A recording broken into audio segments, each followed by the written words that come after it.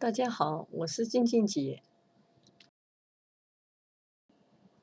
今天和大家分享一个炝拌藕片。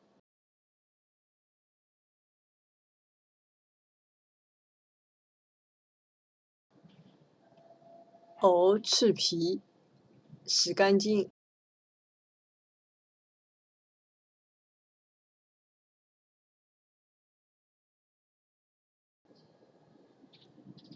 再切成薄片。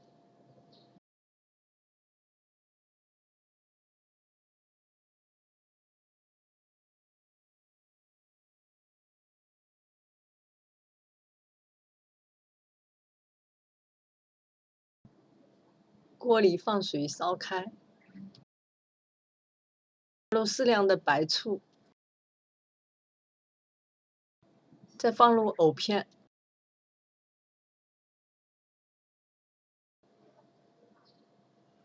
焯水30秒就可以装起来了。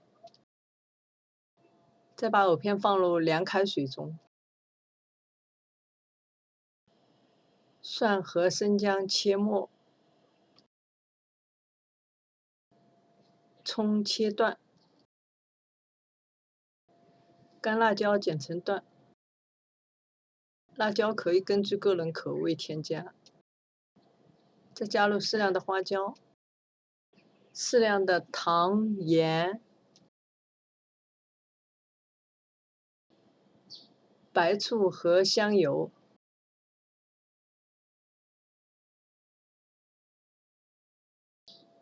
再淋上热油，